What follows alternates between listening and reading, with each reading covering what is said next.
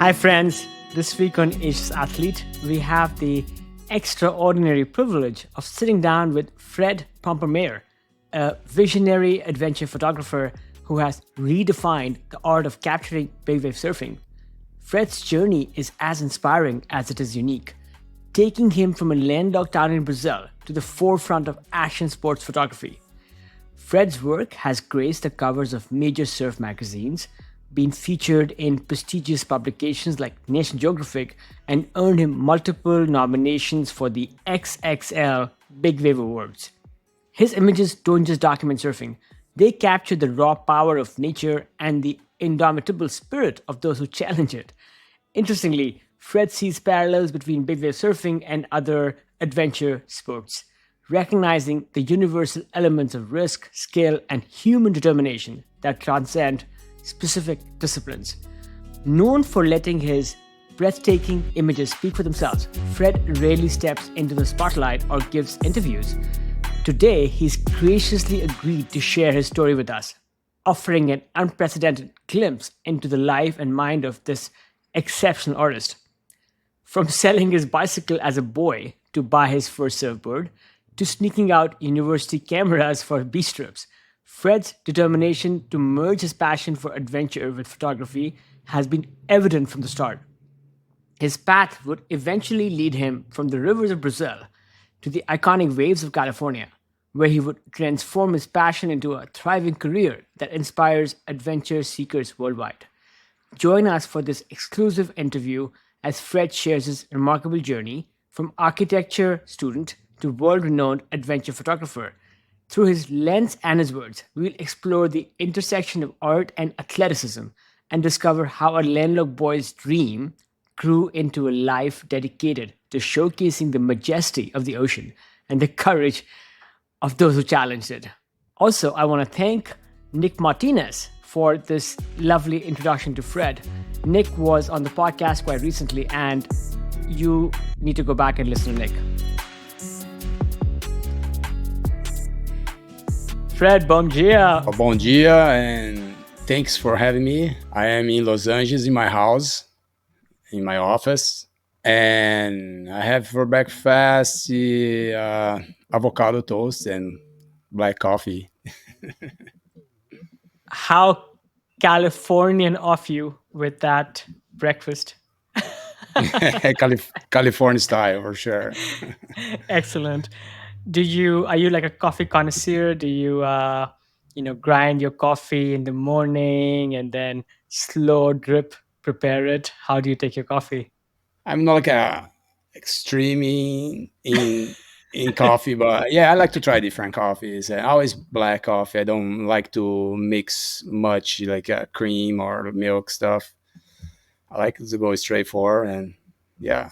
I have my own cup right here and I like to drink it out of a thermos. It saves paper, if you go buy it, but it also keeps it hotter for longer, which means I can keep enjoying it for like 2 hours.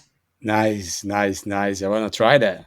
Fred, I immediately notice you have this big, expansive office. And for those of us who are listening on audio, beautiful office with some of your amazing photography behind you. Can't wait to dig into some of these stories. But yeah, tell us, Fred, who are you and what do you do? I am a professional photographer, maybe professional adventure photographer, and specialize in big wave surfing. Besides big wave photography, you also have dabbled into some other realms and can't wait to hear about some of those, let's say, detours. But, let's go back a little bit. Can you talk about how you got into photography, maybe some of your early interests? What I always have fun asking is something like, what was your first camera? My first camera was a Pentax K1000. Was way back in the days and shooting film, everything manual. It was a good way to start photography to understand how the lights go to the camera, everything. So these days everything's digital. You see right away what you got. It's much different than back in the days. You have to understand the process to, so before you shoot, you have to understand the process to capture, and then try and try and try until you figure it out, like to understand, to get the perfect exposure, stuff like that. And my introducing to professional cameras was in college. I choose a class as a photography class. We have this class for 2 years in university, and where I understand the cameras, the light room, stuff like that, and I have access with professional cameras. I didn't have a camera back in the days in this point because in Brazil, growing up in Brazil was kind of is different, and it's hard to access the camera, the gears. So in the college was where I had the opportunity to try different lens, different cameras, and understand more. So that's why that is the beginning of the photography career. Were you interested in taking photos because, or adventure photos because you were out on trips and you saw these beautiful places? So, by the way, I had a nice mirrorless camera, and for a few years I dabbled in taking surf photos and climbing photos. And then I think I got overwhelmed, so my camera is now gathering dust. But for me, the motivation to invest in the gear and start taking photos was because I thought I was going to these incredible landscapes and witnessing, these amazing athletic feats, and I wanted those to be documented. So that was my motivation. I'm curious, what was your motivation? Were you interested in photography first or adventure first? I think I was always a adventure kid, like I always want to do something, I want to explore, I want to see everything, I want to do all kind of activities. Growing up in Brazil, like I lost my dad when I was almost before a year and a half. So I never have a dad. Then I never have a parents to take me out. So I discover everything on my own. Was not easy. I remember like back in the days, I wish so much as a dad to take me fishing or take me to go to adventure. So I didn't have this person to guide me. So I learned everything on my own. Every opportunity that I get, every time someone invited me to go for something, for some trips. So I always, I was excited to do something else, and definitely on adventure first, and then the photography. So, and then I started doing, came from skateboarding, and then when I got a teenager, I really was fascinated with water since I was a kid. Even living so far from the ocean, I always fascinated with surfing stuff. But I live like 4 or 5 hours from the beach. It was kind of strange, to be honest. Like I was so passionate from the ocean and surfing. I follow magazine stuff, but I was not a surfer. But I into kayaking, whitewater kayaking. My town has a big river, and next to my town has this good like a raft river. So and then I get into kayaking, and then I start competing kayaking. We travel like in Brazil, went to South Brazil for competing like nations competition, and I think that's the time I really like to have image, like capture. To be honest, I don't have a skateboarding image. I don't have a kayak image because back in the days, it's not like today. Everybody has a phone to capture or take photos. Back in the days, here and there you see someone with professional camera take some good photos. And for sports, you need to have you need to understand photography. You need to have a right equipment to get good photos. Like this point shoot camera never is good.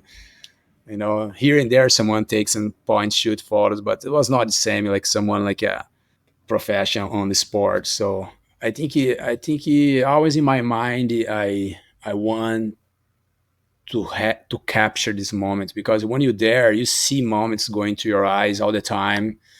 You see this beautiful landscape, the nature stuff, but you never capture. So I think it over the years, this started going to my I wanna, I wanna start doing this, and then I start surfing. When I was able to go to the ocean by myself driving, I I was able to go more often to surfing.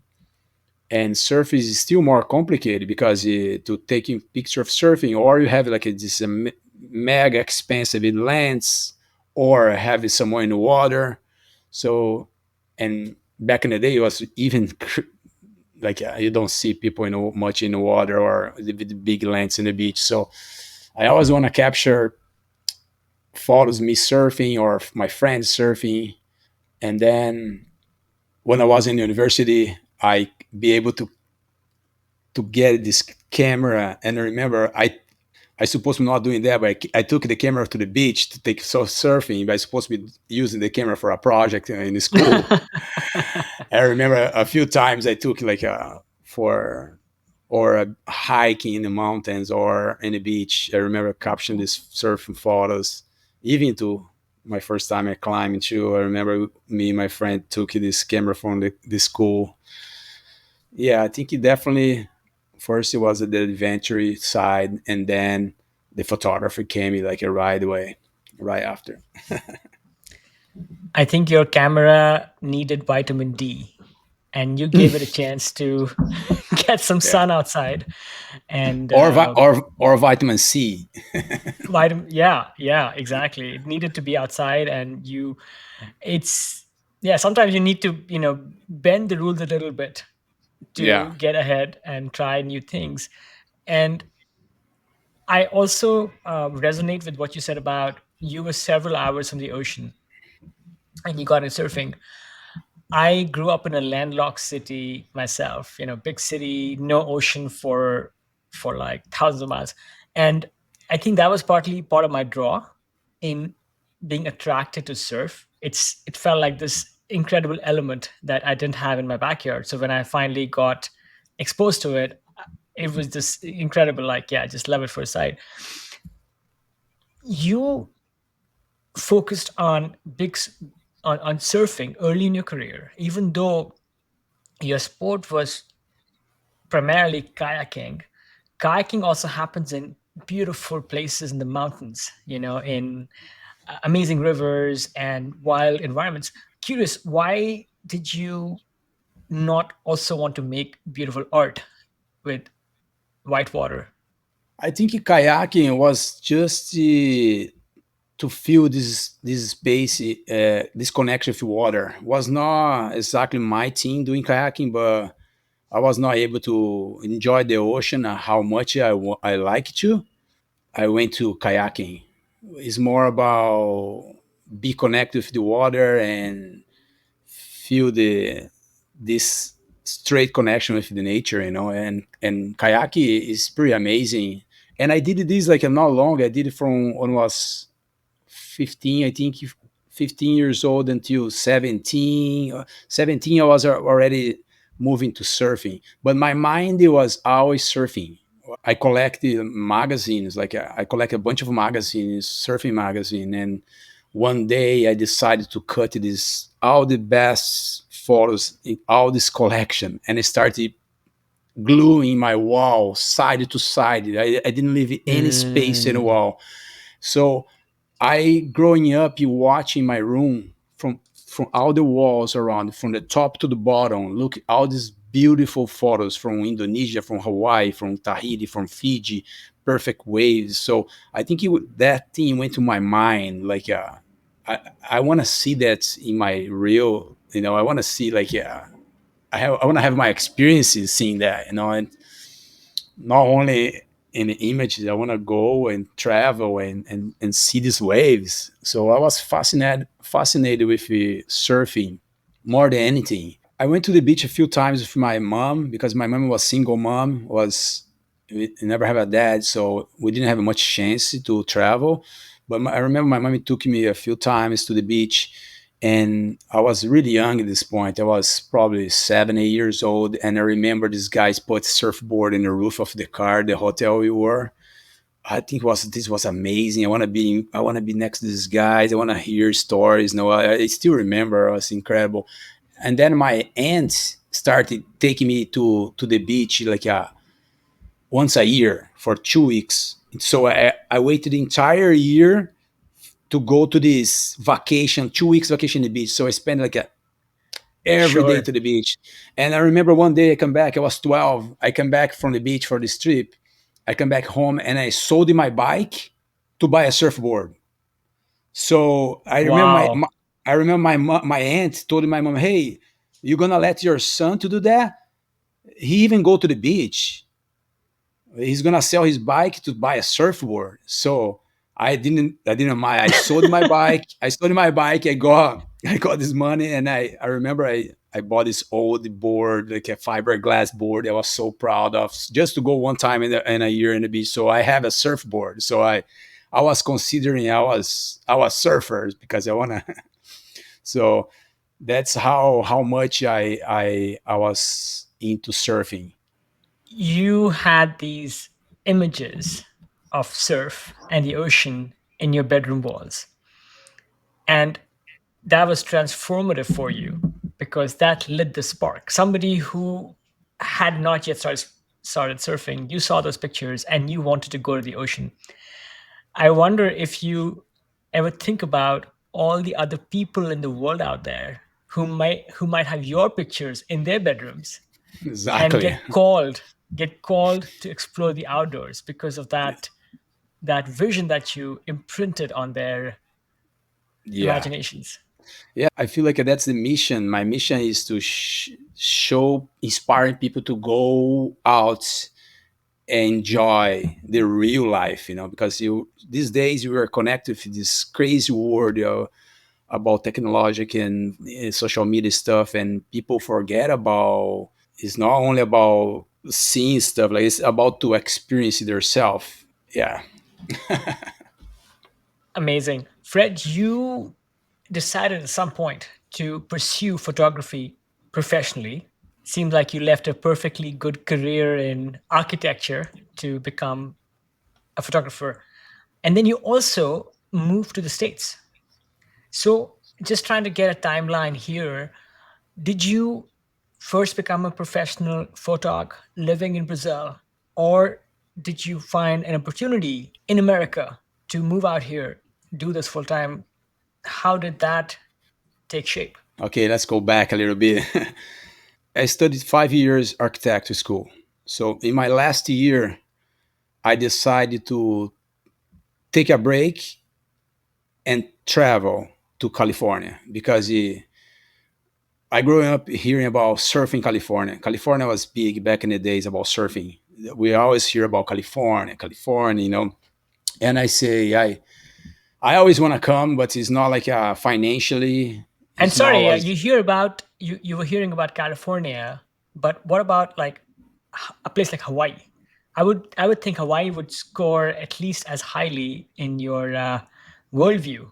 California, like where everything started, like skateboard and surfing and Hawaii is the best wave, the best quality, the biggest Mm, wave. But California has a lot of mm, history about, mm, and my plan is to take a break and live in California for a year. So I'm not planning to mm, live in Hawaii. So I was planning living in California for a year and travel around, see everything I like to see, especially big wave surfing because Mavericks was mhm.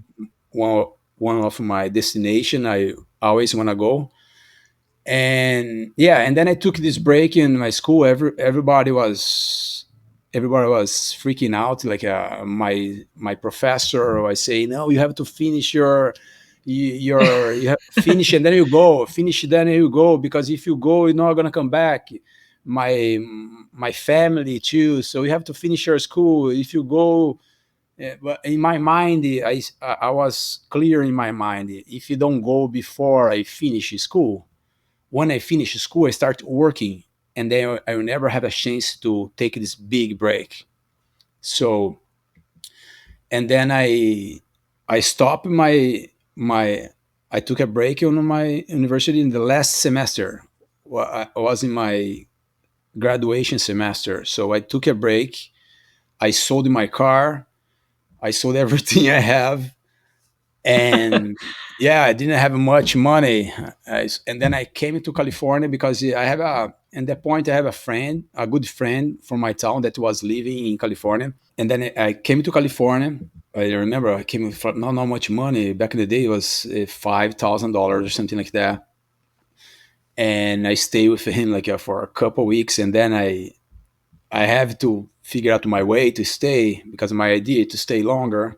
I got this job as delivery driver for food.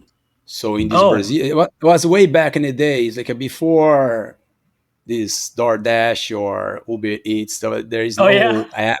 I went to this Brazilian restaurant that's a bunch of Brazilian works as driver, and then I started working there. It was pretty good. Like you can have your own schedule, and you can take a day off if you want, and if you needed to take a week off, you just bring someone to work your shift, and was perfect for me. So I work for a week or two, and then take a week vacation. And so I did this for the whole year.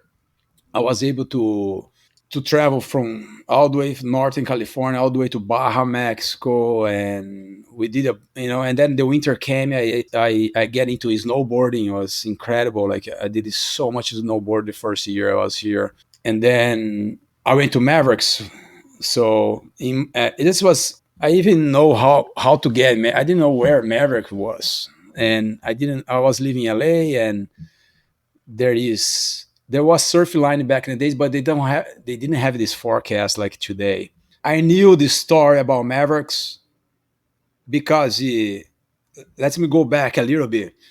In Brazil, we got this magazine. I think it was back in 93, Mm-hmm. 1993. I got this Mm-hmm. spread. I got this magazine, and I see this spread, shit, like a spread photo was Jay Moriarty in this classic Oh airdrop in Maverick. yeah. I saw Right. the I saw them photo in the magazine. They blow my mind. I look at the photo and say, hey, this is not real. Because I always see this blue water, Waimea Bay.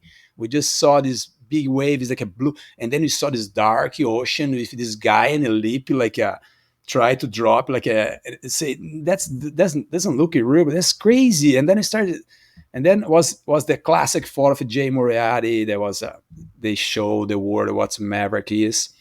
So and then I say, I want to go there one day. I want to see this wave. I want to see that. This is all in my mind. I say, I want to go to California, and then I'm gonna see Mavericks. And then I knew the story about Jeff Clark and Mavericks, this connection from Maverick. He surfed Mavericks for 15 years by himself. The story about he was Yep. goofy and Yep. he Yep. switched regular to surf. I thought this guy is insane, like all these stories I knew. And then one day looking look at this map and forecast, I saw this crazy swell coming to the west coast. It was bigger than anything I have been seeing for the months I was here. And I said, oh, this is the time to go Mavericks. I want to go. I remember putting my boards in my car. uh, I have a little Mazda. I drove it like a straight to Santa Cruz by myself. And I go in Santa Cruz. I was driving Santa Cruz going north, and then I saw a surf shop. I said, "Oh, this is a surf shop." I was parking. I park in the surf Mm-hmm. shop. I got there. I say, "Hey, do you know where is Mavericks?" The guy say, "Oh yeah, it's a Half Moon Bay. It's like an hour north." Oh, okay, okay. And then it took like the highway one and continue going. Yeah. Yeah, and then I remember going Half Moon Bay, and then I saw a little. I saw another surf shop kind of hiding in the highway one with some boards and stop there. Hey, where is Mavericks? They say, oh, it is in the harbor there. And then I remember drove it to the cliff. And then Jeff Clark has his store there back in the day. Mm-hmm. And then Yeah. I said, oh, that's Jeff Clark's store. And then I went to the store there, and he was not there. That his secretary, this person was working there. He said, oh yeah, today is very big. Today is very big. You can watch the surf from the cliff. And then I was so excited. I drove it. I parked my car. I drove to the cliff. This ocean was so like this rough ocean stuff like that. And then I watched for a couple of hours, and then I came back to the store, and then was the biggest Mavericks in history. It was 100-foot Wednesday. Ah, Was November? oh, okay. Yeah, yeah. It was the November 23rd, 2001. Was the they talk about they saw 100-foot set Yeah, come, and in the point like Carlos from Brazil won the XXL awards for the biggest wave of oh, the year. Was sure. in that moment. And then I remember coming back. I stopped in Jeff's house, in Jeff's store, and he was there. I was so excited. I said, "Oh, I want to take." I took a photo with him. Like I was a big fan. I took a photo of him. I bought his book. He signed his book for me. I was, oh my god, that's amazing. So I was so excited to see my this I, iconic guy like Jeff Clark, and then I saw Carlos. It was one of the big names in Brazil. I met him as a Brazilian who could speak. So and then yeah, after that, I came back to LA, and a lot of stuff happened. It was a very intense year. I turned out to be a year and a half. Sure. Was Well, a funny question that comes to mind is you told your restaurant that you would take like a week off, 2 weeks off, but you went away for maybe longer adventures. Were you able to find somebody to keep delivering food while you took off? yeah, yeah. I always have I always have some people looking for for extra cash or money, and the restaurant has a was a very big in delivery, and there's so much driver, so it was easier for me to ask you for a friend, hey, I'm traveling next week, can you want to take some of my shift, and so I give you some shift for one guy, another for another. So it was Sure. perfect situation scenario to live in the dream I was imagining. So and yeah, and another thing that changed the path of my journey is 3 months before I leave to come back to Brazil to finish my career as an architect. I met this beautiful girl, and we started dating. We dated for good 3 months, and then I left. So that's is my wife now. So well, Mm, that's how uh, changed the paths a lot. So I met my wife 3 months before I leave to Brazil, and then I left. Like I was not. I really love her. I was. She was really special, but it was not my intention to. Was not planning to marry her or anything. But she was really special for me. And then I moved to Brazil and finishing my school. It was really hard to go back because all my friends already graduated. I jumped to another, right. You were one year behind yeah, everybody. kind of more than a year. It was kind of really, but I promised myself, I promised my mom that I will definitely finish my career. So I focused and finished my graduation school, my big project for graduation. And then I started working as an architect in Brazil. But in the meantime, I was still in contact with my wife, my girlfriend. So I was back and forth. We were call, and then I told her, hey, come to Brazil to visit me. So she came to Brazil. She spent like 2 weeks in Brazil, and we traveled together. And then and then she came back. We stayed like separated for 3 months, and then one time I have opportunity to go visit her where she came from. She grew up in Maryland.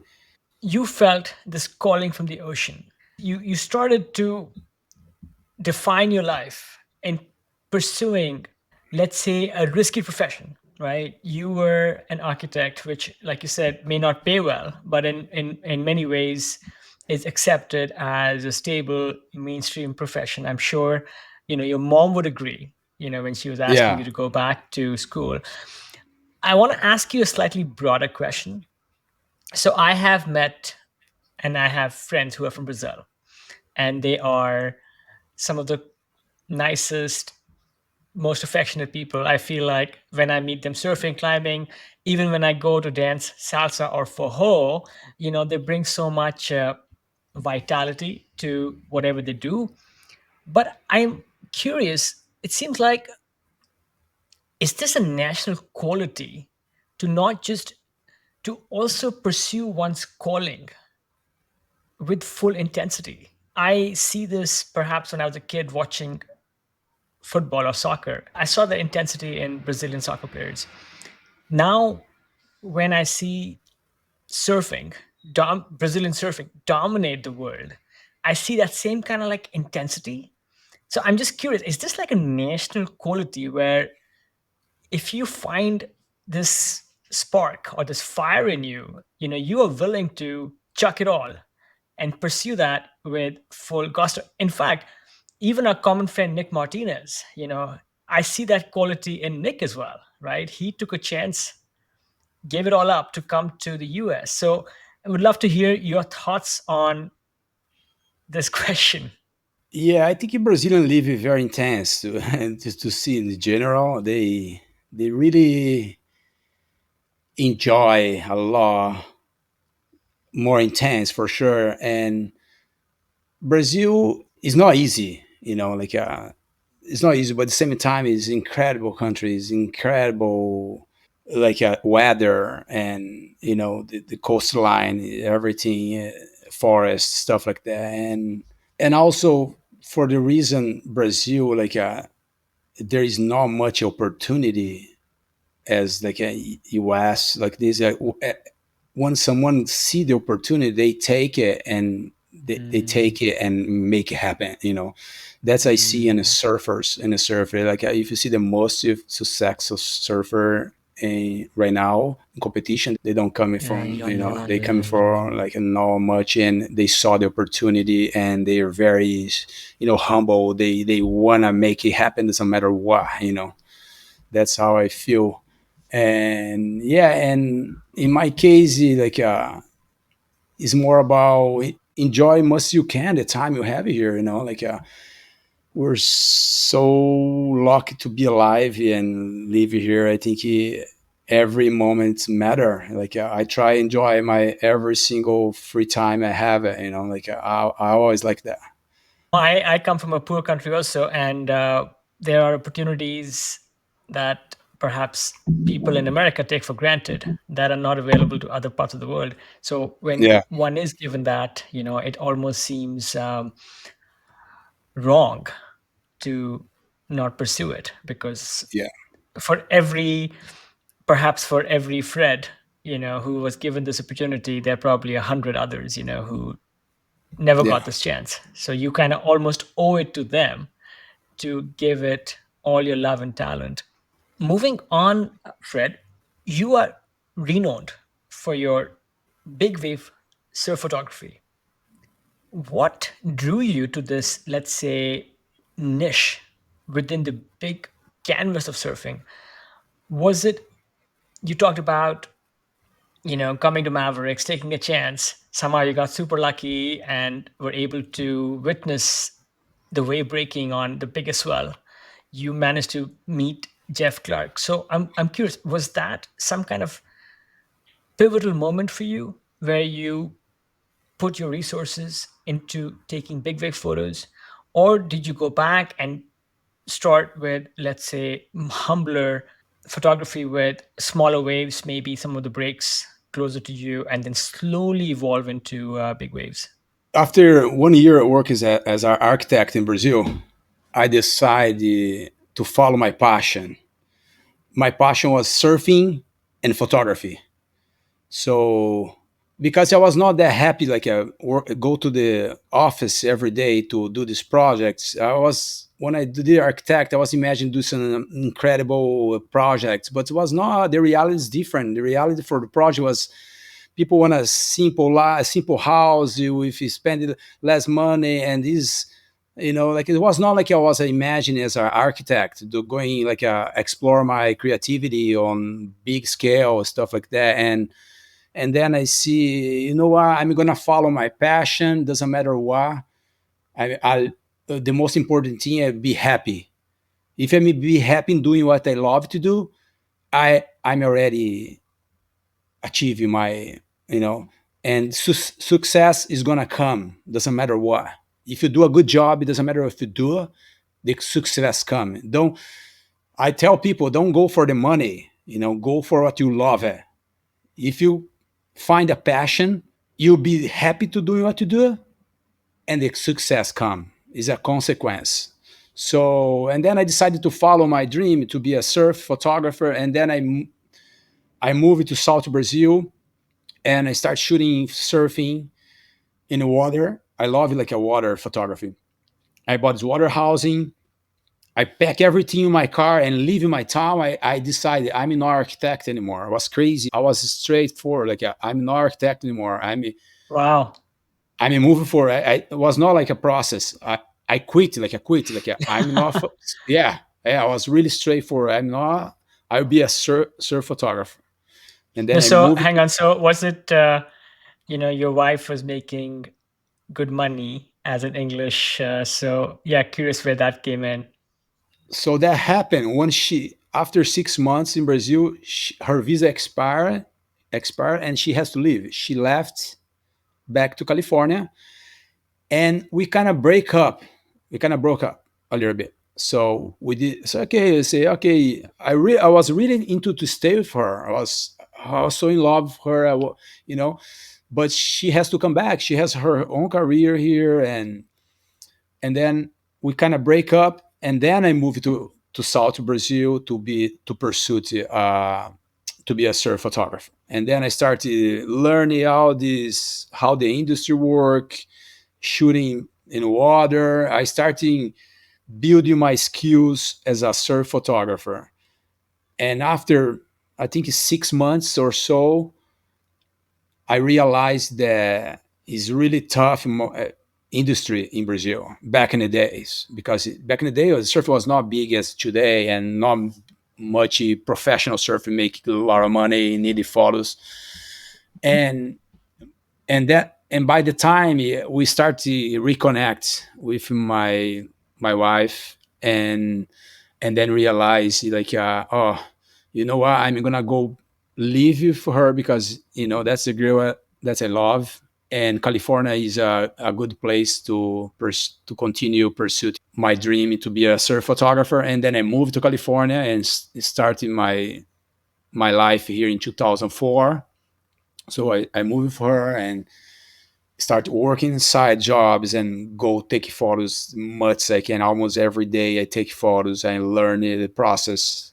I study a lot of photography on my own and started buying all the equipments I was I need, and my wife was a good support. She always supported me. She believed in my dream, and I remember using her credit card. Hey, can I need to buy these equipments? And I put like this big lens on the credit card. It was a $7,000 credit card plus $5 on the camera.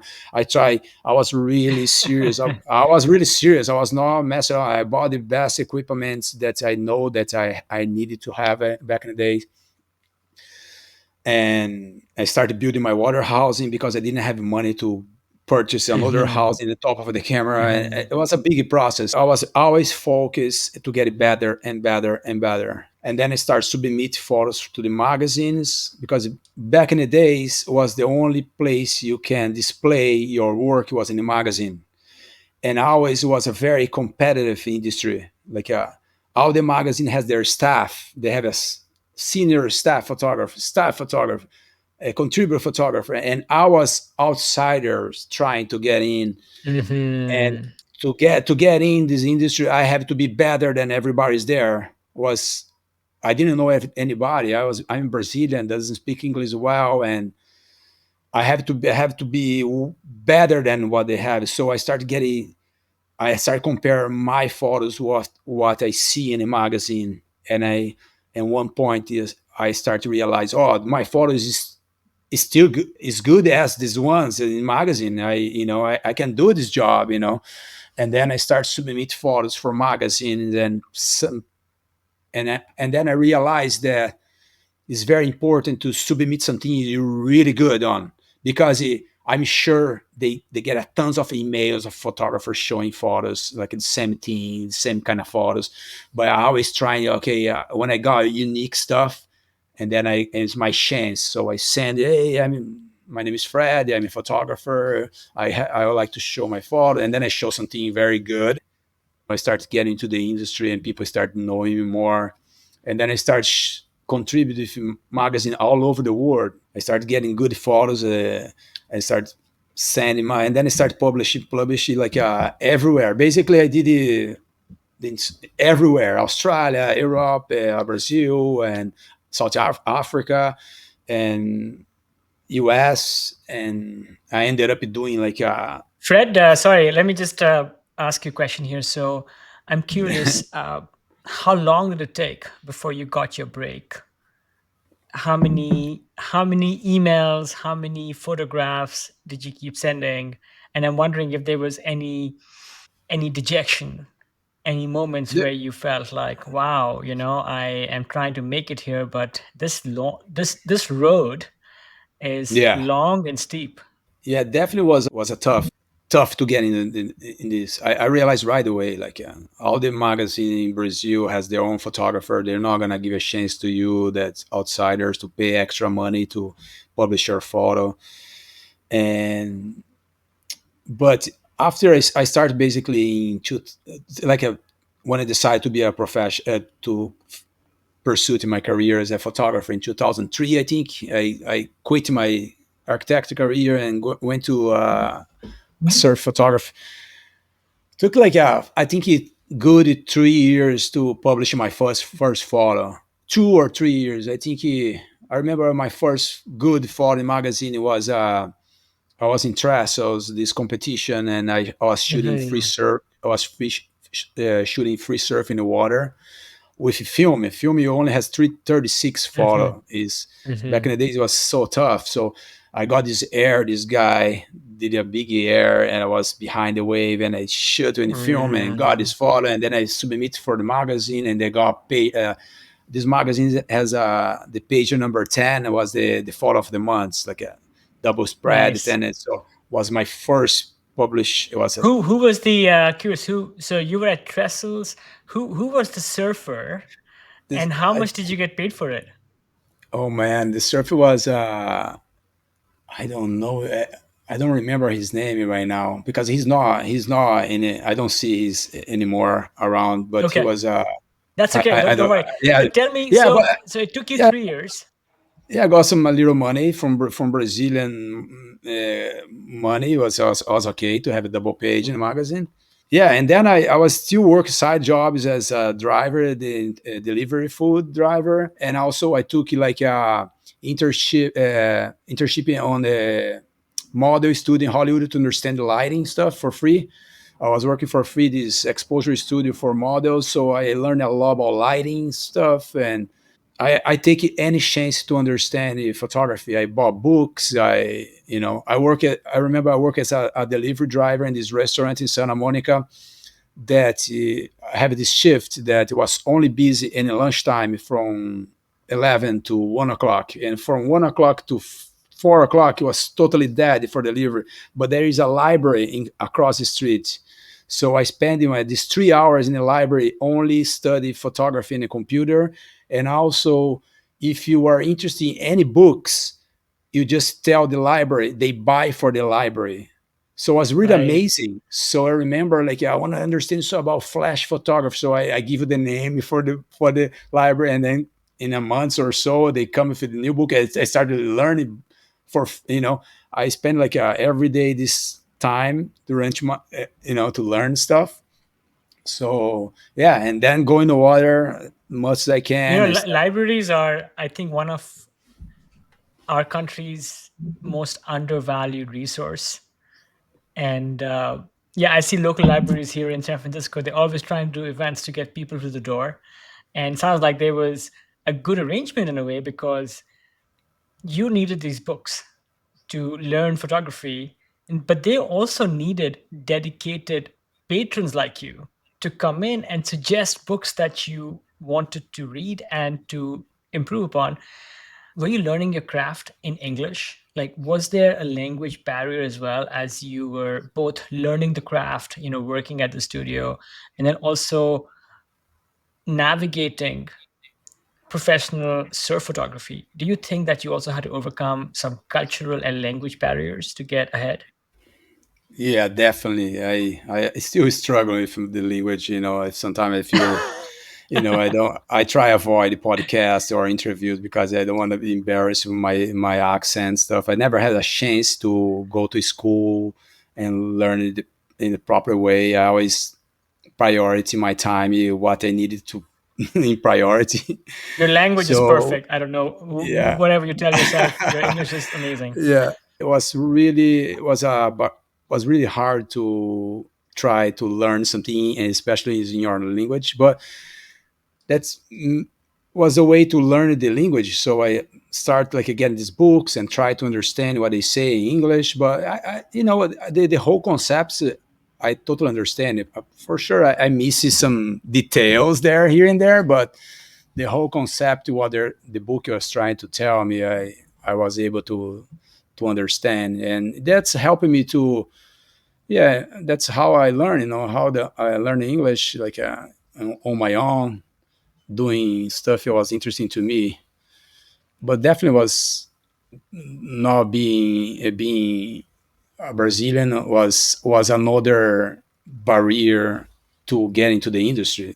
You overcame several barriers, and then you also overcame maybe another kind of barrier to get into some of the special skills and techniques and resources needed to specialize in big wave photography. Let's jump right in into how you prepare for taking big surf photos, big wave surf photos. I'm guessing when you started out, you probably did not have all the equipment you needed, etc. So walk us through a little bit on how did you gear up for your first big wave surf photos?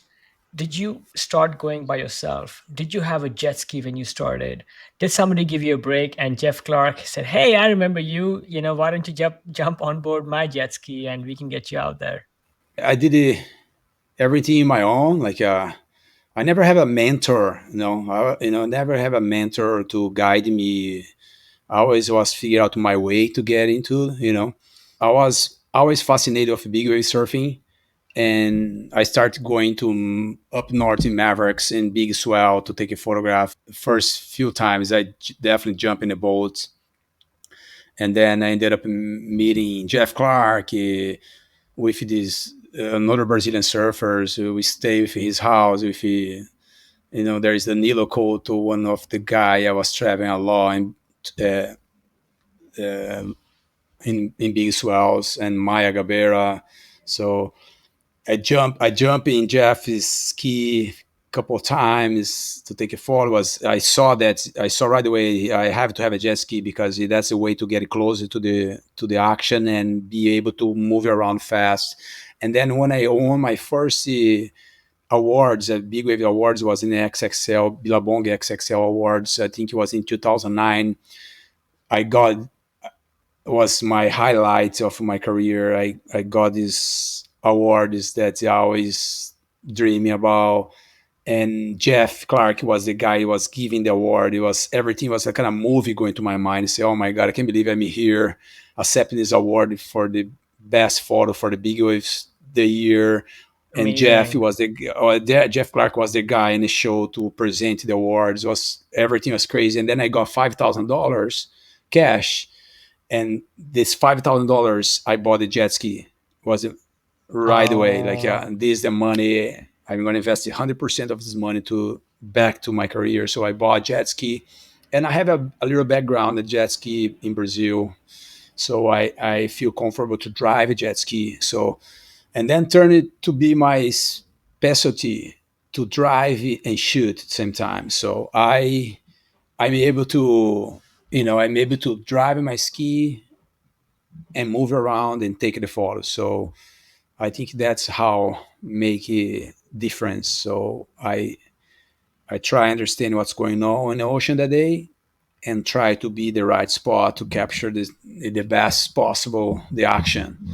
The image can really show what's going on there, because everybody can jump in a boat with a big lens and shoot. So you can get a good photo here and there, but to be more constantly like get an image good, like you have to understand what's going on and try capture the best way. Yeah, I mean, I have taken photos from land and I have also put on fins and taken some photos from the water. But when you're again taking photos of big waves, that just throws things into a whole new dimension. Needing a jet ski is important.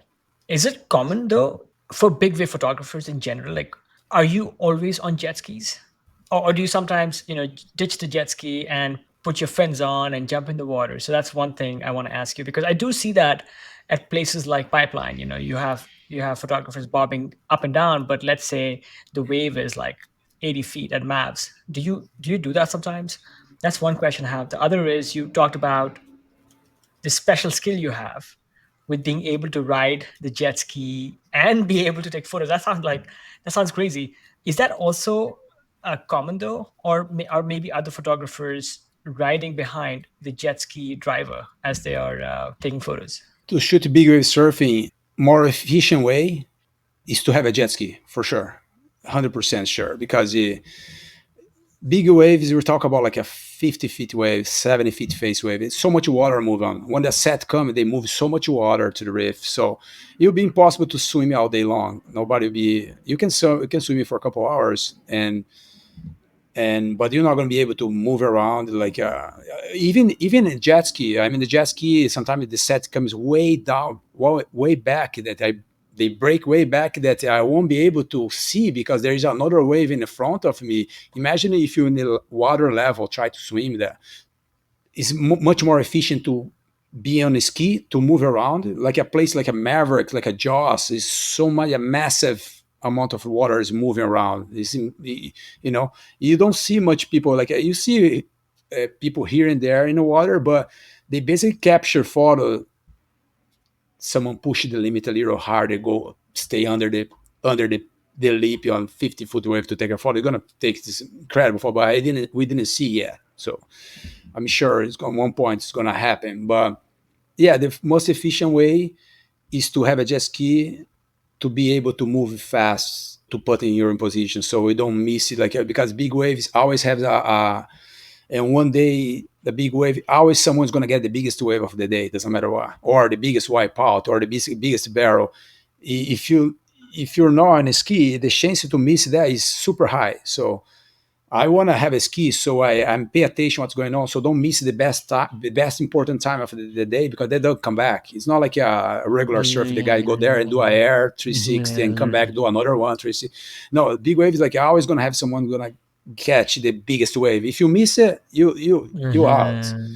So it doesn't make much sense, in my opinion, to try get in the water because you're gonna miss a lot of stuff. You can get incredible shot for sure here and there, but you're gonna miss the most of important thing too. So, but there is some few spots like we talk about pipeline, we talk about scale, small scale. The wave is still danger big, but it's not like we're not talk about 50, 60 feet wave. Mhm. And Teahupu in Tahiti is a place you can stay in the water and get incredible shot. That's a very I unique see. spot. That's a unique spot. It's different than spotted.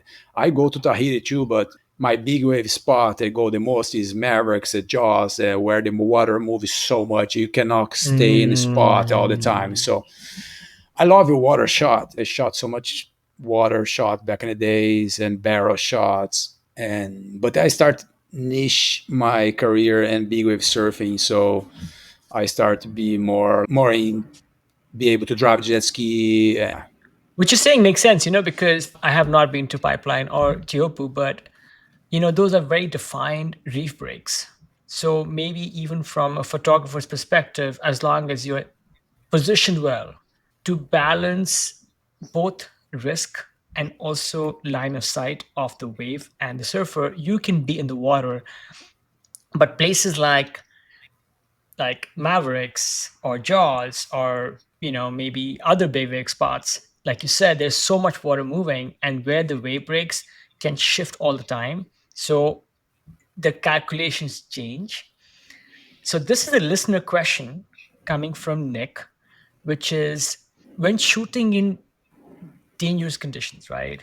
When the swells are really big and there are other things going on, like how do you balance getting the perfect shot with ensuring your own safety, maybe even looking out for the safety of the athletes? Like, yeah, how do you find that balance? And then also, I'm curious if you ever found yourself in situations where you pushed the line too much. I think it is coming natural from the years, no? After so many years doing the same thing, you start feeling more comfortable. I think it's the same thing about surfing, pushing the limit to the dropping deeper and deeper and steeper and steeper. So photographers too, like you feel more comfortable to drive close to the wave, and also you have to understand how the ocean is doing. Like that's a very important thing. Like after watch so many years, you understand how the wave starts shifting and swinging around and stuff like that. So you start feeling more comfortable to get it closer and closer to the action, and that's where you can get it more the photo of the impact photo, like the photo people say, wow, that's incredible, like you're there, like you're seeing the whole ocean exploding, like stuff like that. Is I think it can be very natural. And yeah, yeah, like any extreme athlete, you try to push a little more, getting closer, close, and definitely has some close calls and go too much, but too close to the wave or get in situation because you're dealing with mother nature, and we go to the ocean where any fisherman want to go, like the ocean is so big and nobody want to put a boat in the water, and then you go in this condition. Sometimes it's too crazy. Like definitely has even situation that can stuff can go down pretty fast. But always trying to manage it. Everything can go wrong. In my mind, when I go, I always make sure my equipment is set is in perfect condition. If I have everything, if I have a radio, if I have a GPS, everything, because I got stuck in foggy back a few times. It's nightmare for jet ski, or forget put gas in your ski. You're out there and you figure out, oh my god, I don't have gas to go back or stuff like that. Just a lot of stuff can happen. So it's about preparation, make sure our equipment is dial is in good condition, and is all the scenarios, what can happen, like if the weather is going to come, if the wind is going to come, if the foggy, or there is so much scenarios can happen. So I always imagine what can go wrong and try avoid everything. And Fred, you have spent, over 2 decades now perfecting your craft. You have learned to assess, manage, control, push these limits over careful diligence.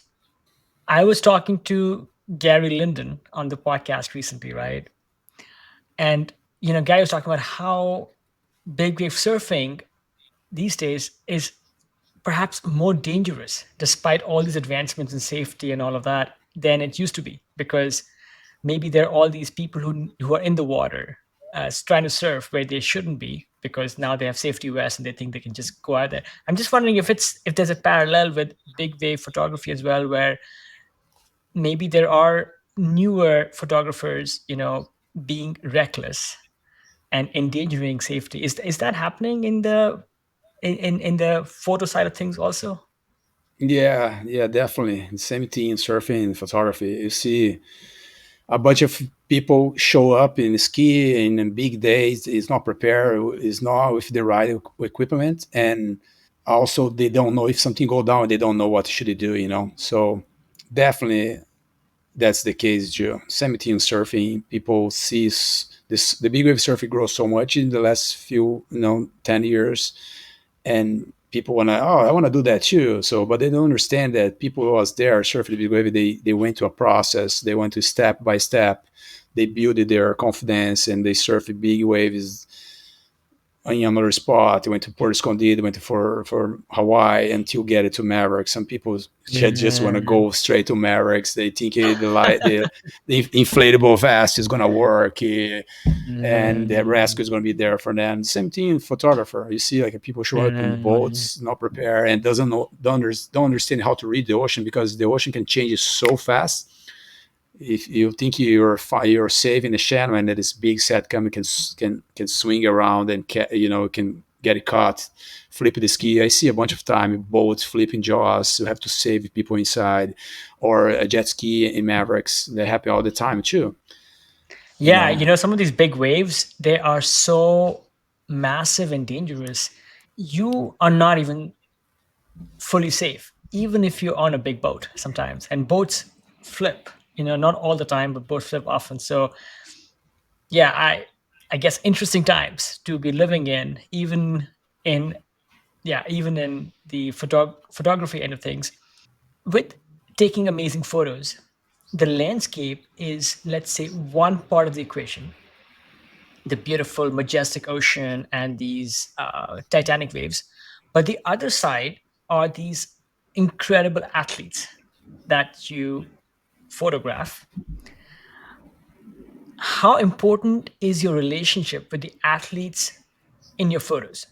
And then how does it contribute to capturing, these authentic, raw, powerful moments?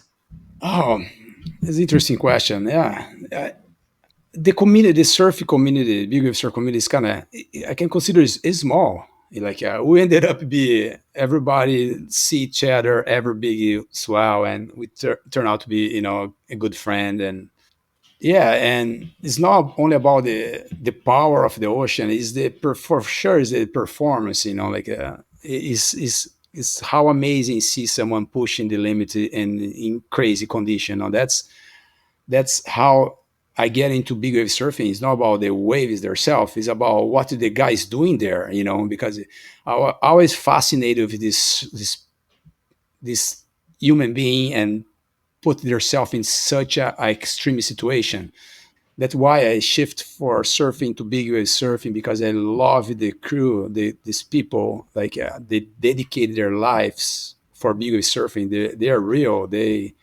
They're real people. They're not doing this for famous or for something. They do it for themselves, and they really put their lives in line. But they understand to get it to the point where he can make it out live. Like is impressive to see someone in when the ocean is really big. Someone has the mindset to be in the right spot and turn his board and paddle for this crazy wave. That's definitely what's driving me to capture these moments. Like I want to capture this because this is very special to me. You know, this is special to me. Someone is capable to deal with a situation like that and come out alive and perform at a high level. And I always want to capture that, the best possible. That was my mission, I think. Follow the progress of the big wave surfing and capture the best way. Yeah, the big wave community is special.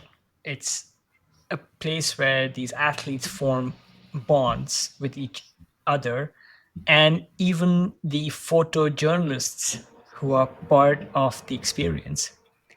You have a unique vantage point, Fred, because you have seen some of these athletes perform, evolve, and stay resilient. I'm curious because the theme of this podcast also includes being ageless. I'm curious if you have seen some unique qualities that these enduring big wave athletes have, which allow them this kind of physical and mental toughness to go and keep charging some of these big waves. Definitely, I think they have another way to view stuff. It's impressive. It's some surfers can see some things possible where you think it is not possible. It can go to a condition that you think you're not going to survive, but they can understand and go there and make it happen, survive. That's incredible for sure. There is a few surfers that you see that they have another level of mental set, because you as a surfer, when the ocean is big, when you see a set come, your mind say go, like a go out, like a paddle as fast as you can, because you're gonna get this set on a head. But some people stay. Yeah. Imagine the 50-foot face wave is coming, and someone sit there and stay in the right spot. They don't want to, your mind say get off there, but they have this. I don't know why they come from, but they have this mindset to stay in the position, turn and paddle for this. Yeah, yeah, that's the best thing of my career. See people pushing the limits of the sports, and I see so much evolution on big wave surfing since when I started, and now all these safety equipments right now change the level of big wave surfing, with all these inflatable vests, all this rescue team dedicated for team, push it even higher the level. You see people right now paddling in a wave you never imagined back in the day you'll be able to do it. It's really this. I feel like the sport is still have a way to go. I feel so much stuff change in 20 years. I can imagine in 50 years and 100 years. I don't know how far we go, but is that's the best thing is see the progression of the sports, see how far they can go.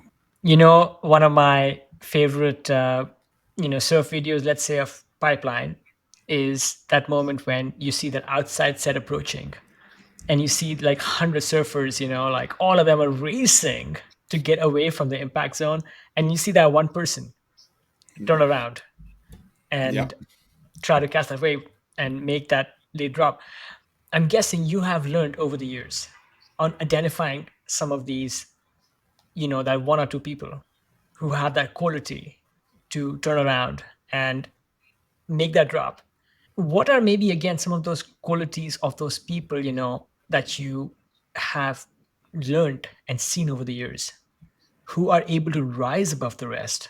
What is it about their mental toughness when they're making that, big drop into like an 80-foot wall, that they can do that with confidence?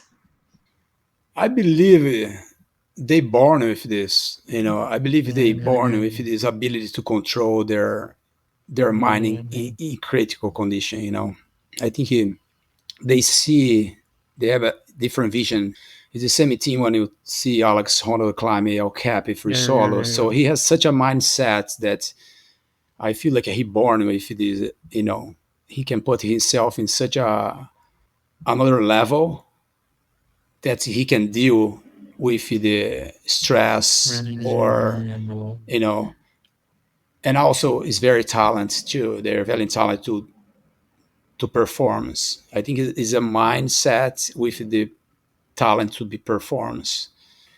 Yeah, I believe so. You can still work on our mindset, but I feel like a bunch of a bunch of surfers, they already born with this mindset. I have a couple of friends that they don't even work out crazy. They don't have this crazy diet. I have a bunch of crazy mad dogs that drink wherever they feel like, and but they feel very comfortable in extreme condition. When the condition go a little, like you see levels, like you see like a 20-foot swell, but when you go to 25, 30-foot swell, that 50, 60 feet face is a different group of people. There's a different mindset. There's different mindset. Sun is really well prepared. Sun is more mental prepared. They can handle the situation better, because it's all about keep our, when you wipe out in this crazy wave, what you're gonna save you your mind. Keep your calm. Keep your calm and deal with the situation. If you freak out, you're gonna die. That's most important, because if you see the number, like you wipe out, you don't stay 2 minutes under the water. You're not gonna stay 2 minutes in the water, but the 10 seconds make it like eternity. If your mind, if you So some people Yeah, can deal. Yeah, some people can deal with this extreme situation pretty good. even within this already, very sort of niche adventure sport like big wave surfing, there are levels. I think that's what you're talking about, where the wave size can vary. I mean, it can be from the size of a house, which already is, in the top, let's say 2% of surfers' capability, but it can go from that to maybe the size of the Golden Gate Bridge, right? So you can Hmm. have these incredible variances in wave size. And I'm guessing that even within the ranks of big wave surfers, there are only a select few whose eyes light up when the waves get that big.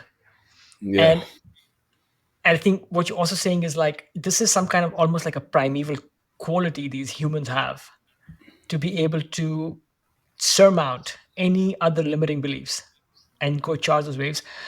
I mean, I spoke with Katie um, recently, somebody who you have photographed, and what inspired me about her surf was when she talks about getting pinned down by gigantic waves at Nazare. She can be so thoughtful and so descriptive about the experience, which I think is not like I've been held down by like much much more humble waves. But like when I talk about it, it's more about like, oh my god, I was so afraid, I was scared. Like it's a very different way I describe that stuff because again, I don't have that innate quality that you have witnessed in big ways when you've seen some of these superhumans. yeah. They don't make a big deal of the hold down. They're more focused in their That's performance, right. That's right. That's right. how they That's stand right. in the how they stand in the barrel, how they perform. They don't talk. They don't care about the hold down was such a bit up. And then, going back to you also, Fred, I mean, you have been doing this for a couple of decades now. How old are you now? 49. Okay.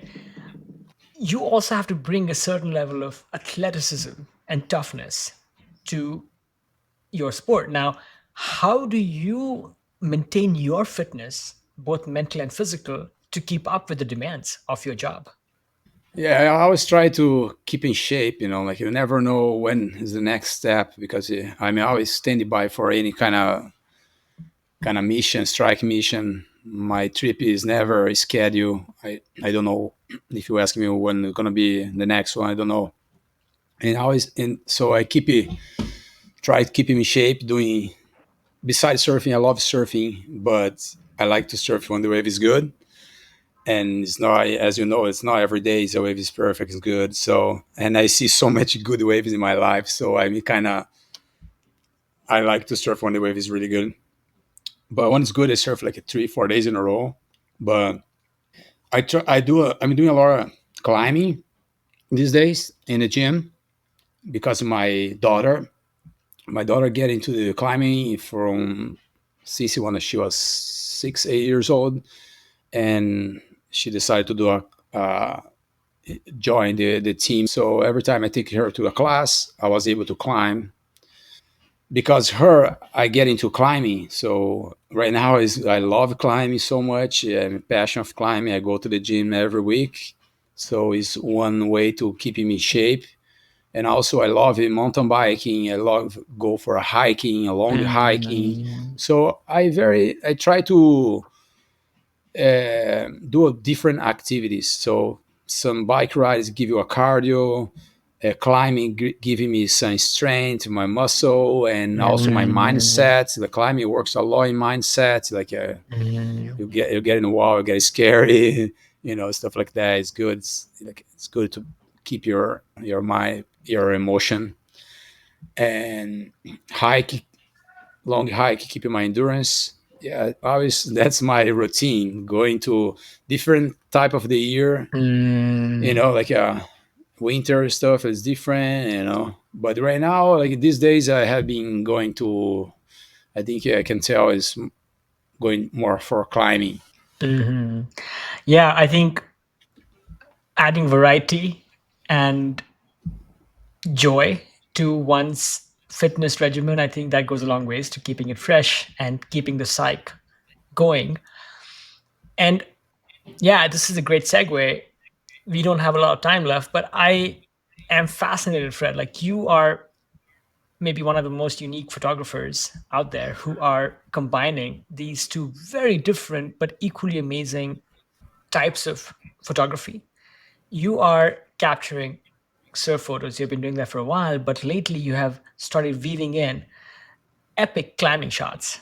So I'm trying to ask you, how did you get into climbing big walls? Because when we were chatting earlier, you were talking about how, yes, it's fun to go climb at the gym with your daughter, which is maybe a way to keep your skills fresh, also to get exercise.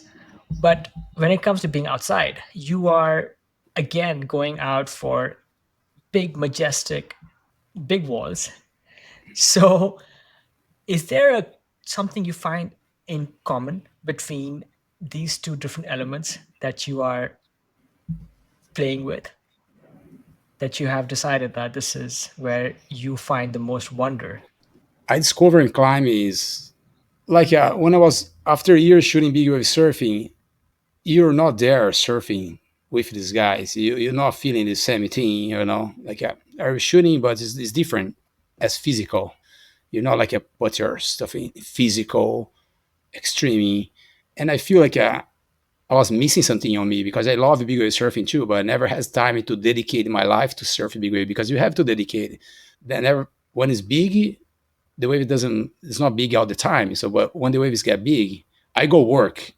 I cannot go there to practice. So I never had a chance to dedicate my life in big wave surfing, and I never go to every time it's big. I have to go work. So I find in climbing something that was looking for, you know, like I love the adventure side of climbing, the mindset, the exposure of nature, and I have a chance to meet Nicola Martinez. He was a great climber.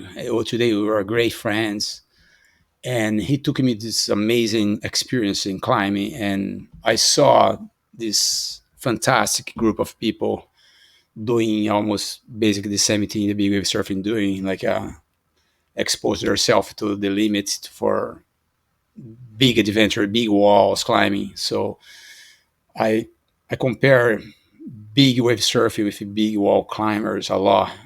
The way they are, the values they have, the ego. They don't have that much ego because when the wave is big, where are you going to put your ego? You know, like so they're very humble and they are real people. They are extreme athletes. It's incredible how much these people can Mm-hmm. handle. After seeing a few trips I did with Nick, I realized the big wave climbing is incredible, and I love the this kind of group of people. And I have a chance to do this amazing climbing Yosemite with Nick, and open my eyes for different things. So I now in these days I love to go and capture these amazing moments of big wall climbing, and you know this guy pushing the limits, and I was able to see Alex Honnold in a wall trying to do a speed record in El Capitan is something so blow my mind how this guy is doing there, you know, like at the same thing I see people trying to drop Did like you a just 70. happen to? I know that when you take surf photos, I mean, there's so much preparation that goes into that. When you took, I think I saw that photo you took of Alex. Was that preparation or just good luck? That was a good luck. Okay. I think when you put your mind into something, like all the energy come together and stuff happen. Stuff in surfing happens so much times with me. Like when you're focused and your energy in that, you know, make you be in the right moments. It's crazy. Like make a right decision, and that trip in El Capitan with Nick was so special when he invited me to go to do this big wall climbing El Capitan for 4 days in a wall was so special, and I was lucky that I was in this part of the wall so critical. I was so high. I was almost 3,000 feet. And then I saw Alex coming. I was able to prepare my position and got the shot. It was the highlight of the trip for sure. Yeah. Coming towards the end of the conversation here, one last question I have is: you have taken some really powerful photos of other sports outside of big waves. Climbing is one of them, but I think you've also taken photos of some other sports. Are you ever going to try and take those in a commercial direction, or will those be mostly a hobby with your core focus, you think, staying with surf? I think I always gonna stay with surfing. I think I still have a lot of stuff to see in big wave surfing. I love it, be there in the biggest days, but every time I see opportunity for a good climbing expedition, a good a group of people, I think it's very important to. I think in stage of my life, I love to spend my time with people I like around me. So every time is a group of good people invited me to do some good expedition, I'm totally open to do it. So if I see this experience, this opportunity in climbing, I definitely is gonna do it. But my main focus is still gonna continue see seeing what's happening in big wave surfing for sure. What are maybe some of your upcoming big projects, if you don't mind sharing some of your aspirations with what you want to get done with? Oh, I still wanna go to some different spots I never had a chance to go. There is a lot of spots in Australia or Portugal or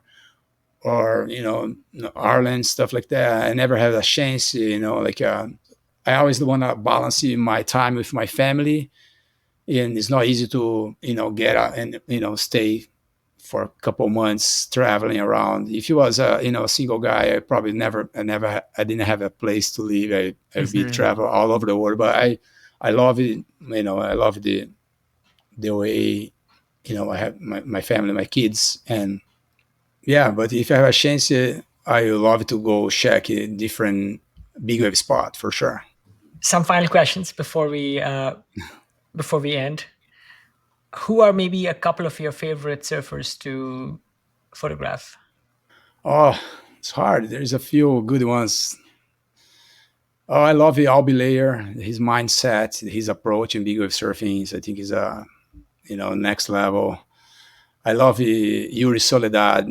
The passion he has in big wave surfing, the way he's approaching when the ocean is getting really big. Um, yeah, there is a few new generation kids that just showing up that he doing crazy things so young. So I'm excited to see what they're gonna come up in the next few years. No, there's a few new kids. It's Yeah, incredible. Yeah, like some of these new kids, they treat surfing giant waves like almost like yeah, normal waves, and yeah. it's ridiculous what they're doing. You mentioned a couple of places. What is a dream wave, Fred, that you would like to both surf and also take photograph? That I've never been before. Yeah, I don't know. There's this wave in Australia they call the right. It's a big slab wave with a good yeah, yeah, light.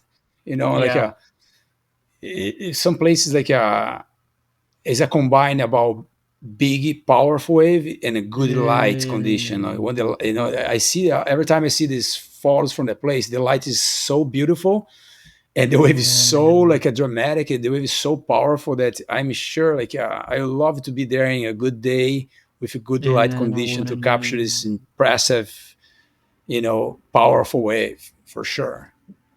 Yeah, Will that's you one of. also try to surf it? I've seen some images, some media of the ride, and it looks very, very scary. No, the wave is I'm sure the wave is very dangerous and scary. I don't think I would love to surf. This that kind of wave. Yeah, I love it. I yeah, love surf some wave, yeah. but Me yeah, neither. Me neither. yeah. Um, couple of final fun questions. A lot of people look up to your photography. Who are a couple of photographers that you find as role models? Doesn't have to be in surfing. Oh, there's a few, okay, inspiring, like Jimmy Chin and in the mountain is Mm. incredible. He go to this expedition beside a photographer. He's an incredible athlete. That's so good. Like I see he's pushing his limit to capture, you know. Chris Burkhardt is an incredible photographer too. Oh, He sure. his landscape stuff and it's incredible. And yeah, there's a bunch of guys. There is a different eye, different way to express Mm. yourself. Like, The same people inspire me as well. What has been the best use of $100 oh my that gosh, you've had in the recent? It doesn't have to be the exact amount. I don't know. Maybe last week I put $100 gas in my truck and took my girls to Kings Canyon to amazing camp trip. I think it was that's the way I like to spend my money. Like I love having fun with my daughters, my families. Like I think it was the best way to spend my money now. You talked about how your mom really wanted you to finish architecture school and become an architect. You took a very different turn. Have you made your mom proud? 100%. My mommy, for sure. She was the only one always support me to stop in my when I stopped in my career, when I stopped in my university to go for 1 year trip in California. She was the only one. They say go and come back. And when I decided to move to California to pursue my dream, she was always on my side, and she always supported when she see my photos in the magazine. She buy the magazine, she show people. She was always proud of the path I was going through, and she's happy in what's going on.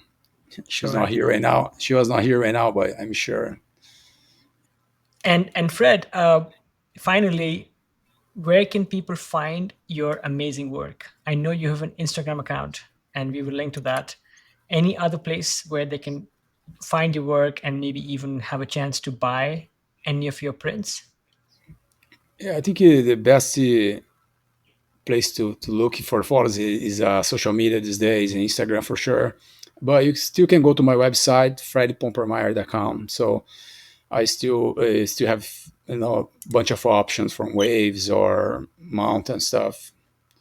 So if someone like to buy some prints, just contact direct and you go from there for sure. I'd be happy to. The moment this episode ends, friends, you guys have to go to Fred's website and Instagram. He makes incredible pictures. Finally, Fred, is there a way listeners to the show or the show can be of benefit to you? We will have Oh, people going to your website and whatnot, but oh, is there any other way that they can support what you're doing? it's always it's good to hear some good comments. Sometimes it make a big difference for someone. Like we put so much effort to capture good photos, and Mm. when you hear someone talk about how happy they are or how inspired they are seeing that, is it really important, because Mhm. we as photographers are behind the scene all the time. So, and Mhm. I love when someone come to the send me a message or comment something like that make her day better or inspire to go Mhm. there or to do something. That's I love to hear. Yeah, Yeah, yeah. I mean, absolutely. You put so much on the line to create beautiful art, and yeah. to get honest feedback and appreciation means a lot. Take it from this fan. Love your photos, and yeah, can't wait to see what you do next, Fred. Thank you so much for coming on the show today. Thank you so much for having me. I really appreciate it. Wow, what a fun ride that was with Fred Pompermayer.